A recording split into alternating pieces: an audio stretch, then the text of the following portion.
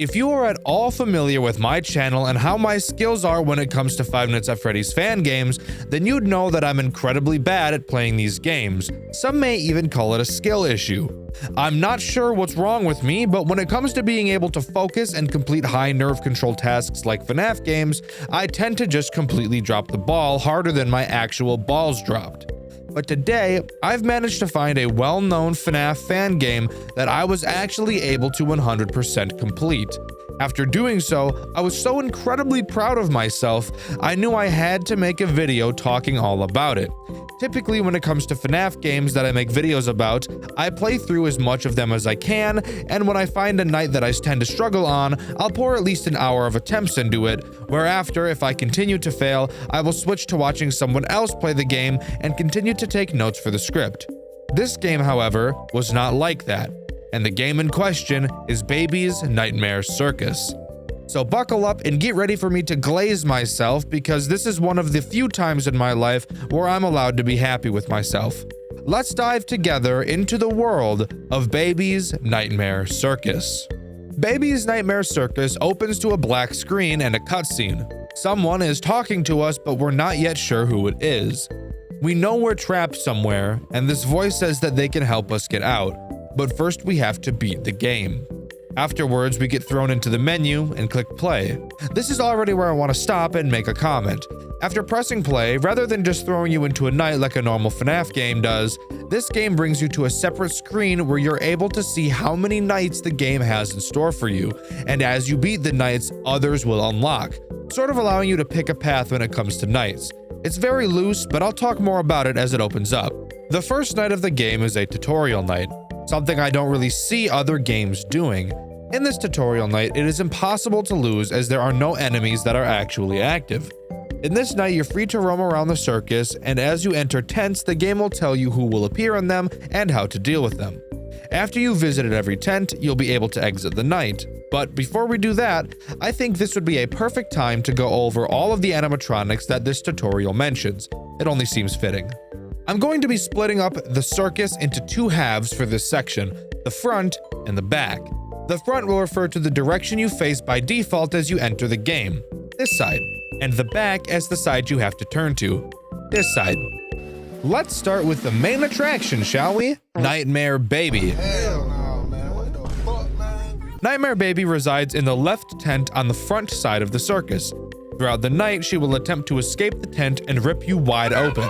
Now, while that may sound enticing, you need to remember that her name is Circus Baby, and that you're not into minors because you're a normal person. Get it together. There's another character you can goon over in this game that I'll cover in a minute. Keep it in your pants. In order to prevent your splitting in half, you'll need to occasionally check on Nightmare Baby's tent and flash your light to see where she's at. In this tent, she has 4 possible states. The first state will have you see nothing when you flash your light. The second state will have her duck behind that thing. I think it's a stage. I'm not sure. The third state will have her duck behind a curtain, and you'll notice she's a bit close to you then, and a little bit more than you'd care for. And the fourth and final state is where she's all up in your face, breathing really hard and causing you to catch whiffs of the most rancid breath you've ever smelled. When you see Baby quite literally 3 inches away from your face, all you need to do is quickly run out of the tent. I personally like to run back into the tent and make sure she actually left. I don't know if you need to do this, I just know that one time I didn't and I died. You might be thinking, wow, that's really easy. What's the catch? Well, you want to know the best part? There isn't one. Yeah, you're soon gonna see why I was able to actually complete this FNAF game. Staying on the front side of the circus, we enter the right side tent to find the 3 Biddy Babs. What do these guys do? Throughout the night, they will assemble like the Avengers and occasionally cause your flashlight to flicker. How on earth are they doing that to your flashlight even when you're several hundred yards away from them? How about don't fucking question it, dweeb? How about that, huh? When you notice your lights start to flicker, you will need to quickly make your way over to their tent and flash your light at them until they behave and stop. But what else do they do? Nothing. That's it. You literally never have to check on them unless your light is flickering. This game is buttfuck easy. If you're bad at these types of games but still want to play one and feel talented, Baby's Nightmare Circus is for you. Once you understand how every character works, which isn't hard, losing will become impossible. Turning around to the back of the circus, starting with the right tent, we have a very interesting character. That character being absolutely fucking nobody, because there's no animatronic in here. Instead, it's just a music box system which powers Bellora's song. She dances to it throughout the night, so we have to make sure we keep it wound up. Speaking of Bellora, heading over to the left tent is where she is. This tall glass of water looking ass will spin around in a circle on her stage. All you have to do is watch her. Literally. This is perfect for you freaks. You get paid to goon. And no, I'm not kidding. That's literally all you have to do. You'll see on the bottom of your screen a meter. It will fill up the longer you look at her and will decrease if you're not looking at her. And with Bellora out of the way, that's literally all of the characters and all of the threats in the game. I'm not joking. What? Huh? What's that? Does your flashlight at least have a power system to prevent you from easily cheesing everything ever? Oh, no. No, it doesn't. That would be too difficult. How does this game sound, guys? You might be wondering why I'm even covering it if there isn't a mechanic that's mildly annoying for me to point at and say, this motherfuck fucking sucks, fuck shit, fuck ass shit, fuck bitch. Well, I promise that there's something interesting about this game. And if you can stick it out with me to the end, you'll see what I'm talking about. As I stated previously, there are multiple different nights, but calling them levels and minigames makes much more sense. The three main levels are called the easy way, the medium way, and the hard way. That last one being a reference to my nards. All three are pretty boring and are just a slightly more difficult version of the last. You may find yourself getting a little stuck on the medium way, however, and to counter that, let me tell you the god strategy that will make completing these nights 100% possible every single time. Okay, so the night starts. Here's what you're gonna do. Immediately turn around and go check on Bellora until her meter is full. Then go over to the music box and yank on its crank. Next, you'll go back over to Bellora and fill her up again. Pause. And finally, you'll turn around and check Baby's location. If at any point you see the lights flicker, stop what you're doing and flash the biddy babs, and check on Baby again before you turn around to go goon to Bellora. Repeat this pattern and congratulations, you've mastered Baby's Nightmare Circus. There's quite literally nothing more you need to do. Something you will notice incredibly quickly while playing this game is that most, if not all, characters are dealt with by looking at them. Which, by the way, is the exact same mechanic as another disgusting FNAF game I'll be covering in the near future. Want to know one more super cool thing about the main gameplay loop here? No? Well, too bad. I'm going to tell you anyway. I personally have never had the biddy babs attack more than twice in a night. And usually they only ever attacked once, and that was right at the start of the night. I'm not sure if this is a bug or if they seriously were meant to rarely attack, but goddamn is this game easy.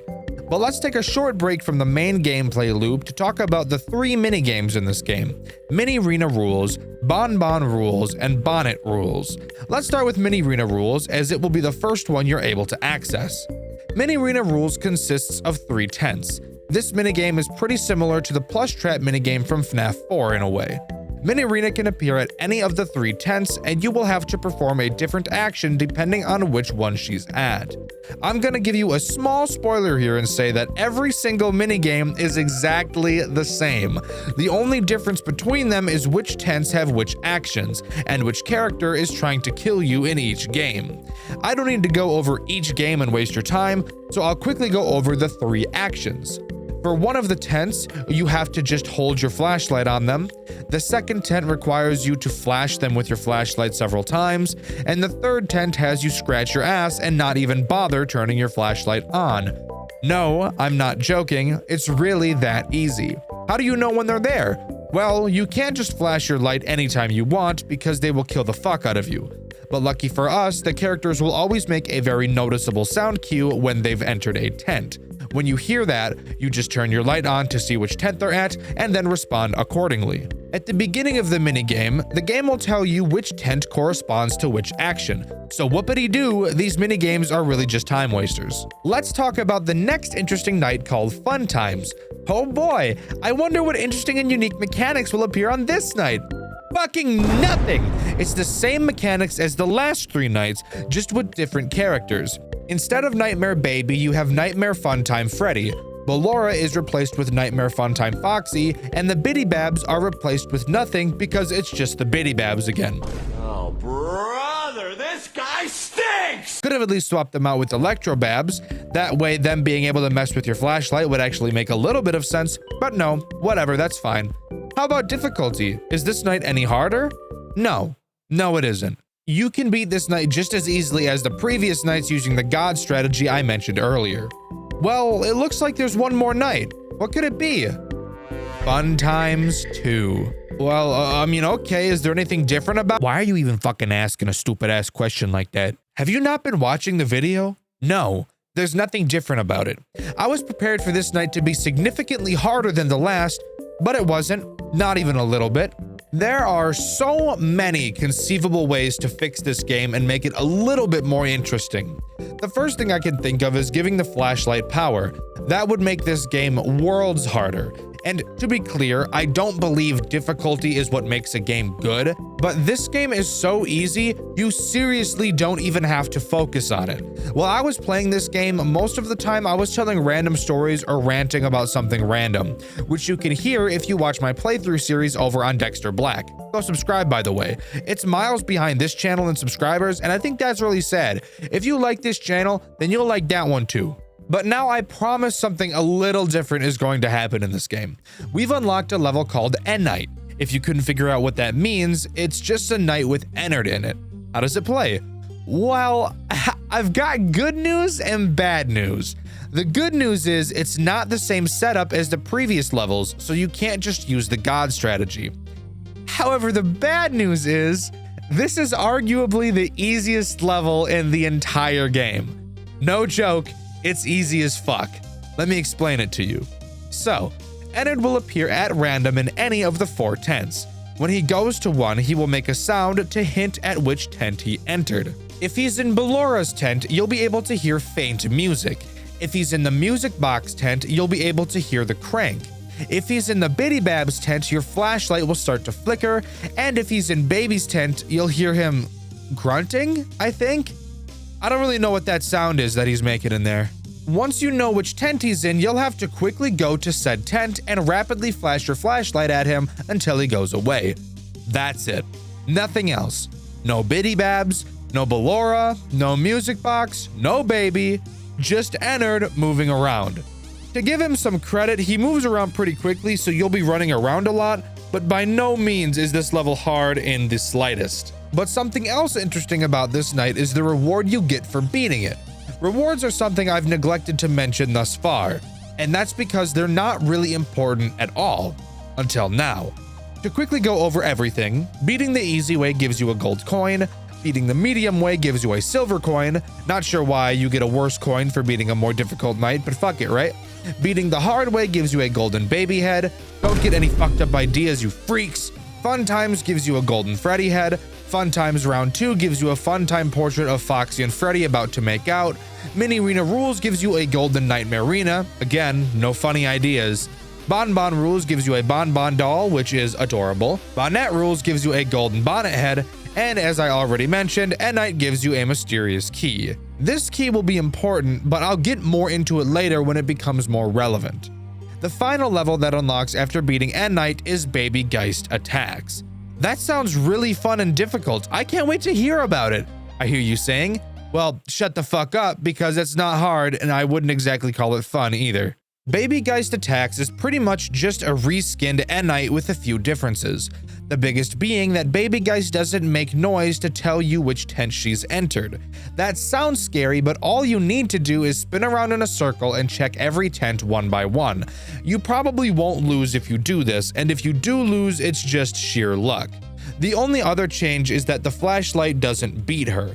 Instead, on this night, you're given a taser to administer a controlled shock. This taser has a cooldown, so don't use it unless you see Baby Geist. When you find her, all you have to do is use the taser and she'll move to another tent. Do this until 6 a.m. and congrats, you've beaten the game.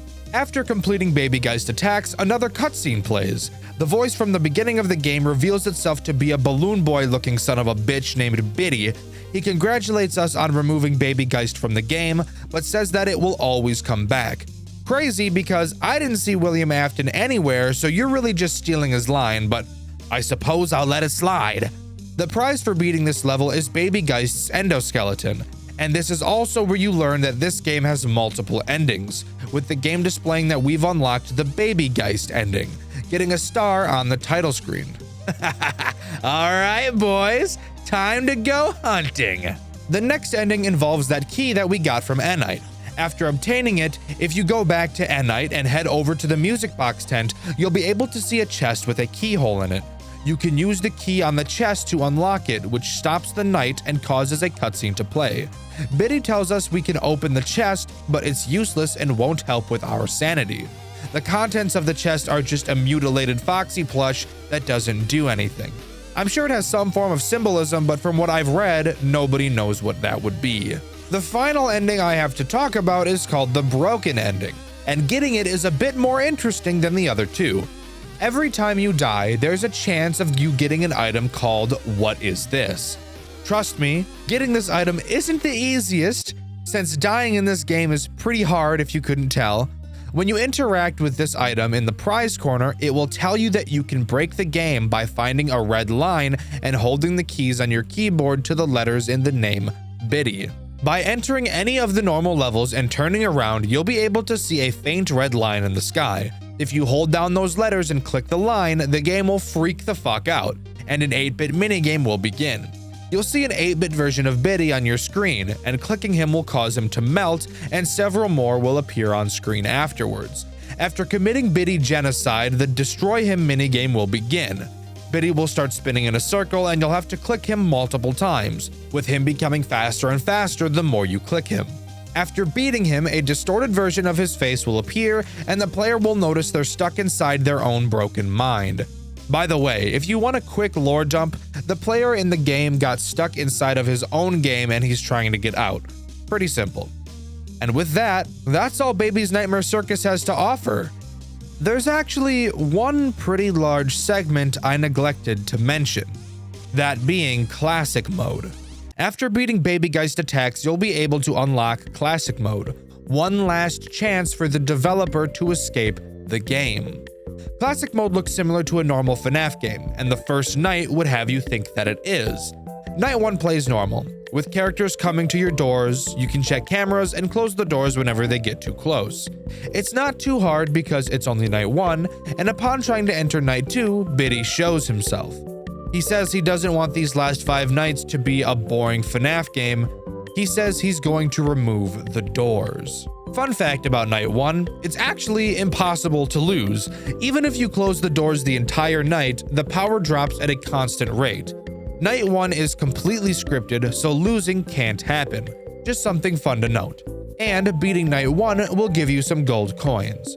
Night 2 starts in a backstage-like area where you have to go back and forth staring at different animatronics, with Freddy getting a bit too close at times. After doing this for a bit, you'll get jump scared by Biddy, and then Night 2 actually begins. At this point, you'll be placed in a vent with Funtime Foxy as your main threat. You'll have to slowly crawl forward and listen for Foxy crawling around. When you hear him, you need to stop moving. Once his banging stops, you can keep moving. Incredibly easy, but something cool is that halfway through you'll be able to see Foxy's eye. Just a nice little touch that I thought was pretty sick. After beating Night 2, you'll be given a Funtime Foxy doll, which is just adorable. Night 3 is my favorite of the 5 nights in Classic Mode. You're placed in front of a shelf, and you'll have to make sure that several Biddy Babs don't see you.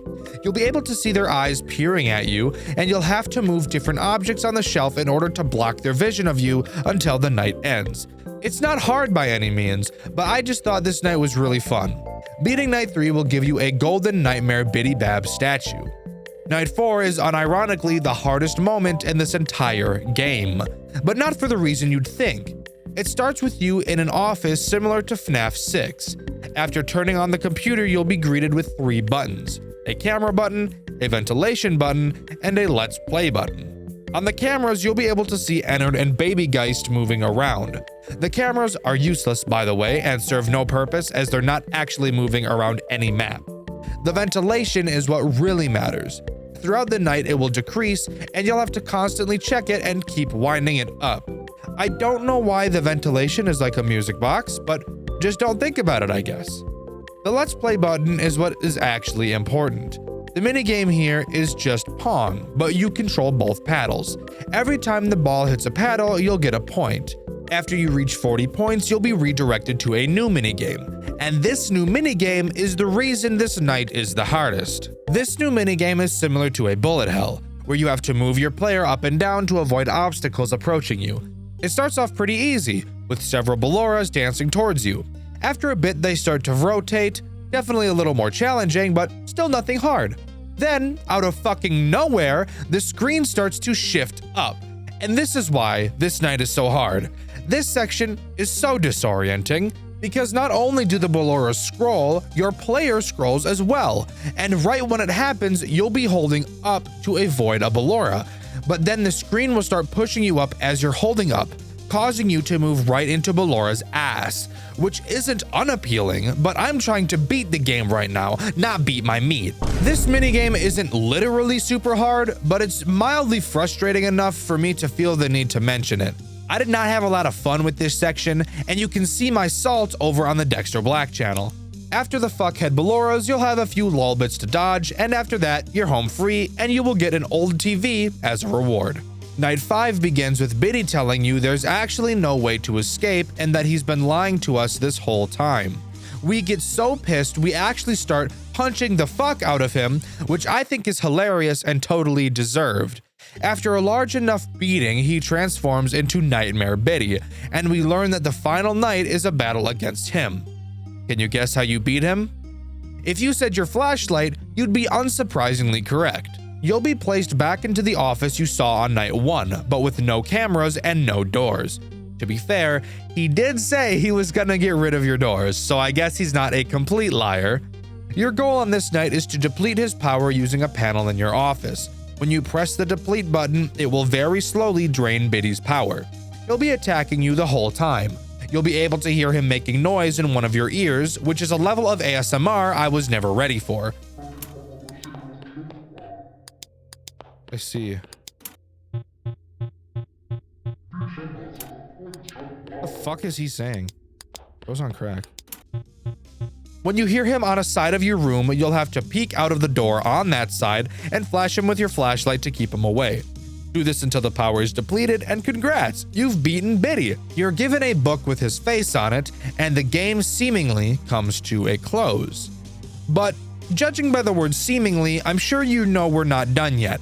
Going to the prize corner, you can actually look inside the book and see every character you've gone up against in classic mode, with the exception of one grayed out silhouette we haven't seen before.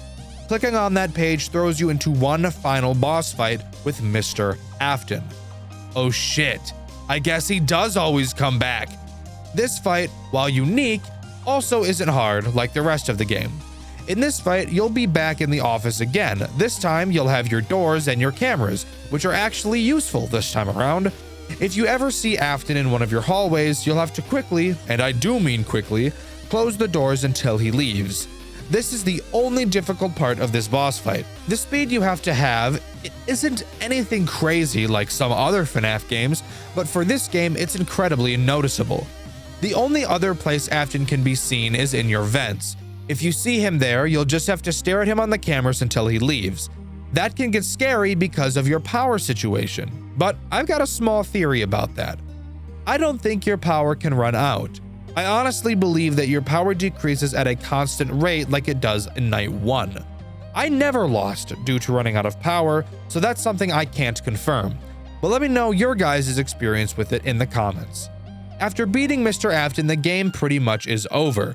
We have 3 more prizes to collect though, and these can be collected in 2 hidden minigames. The final prize you get from unlocking all the prizes.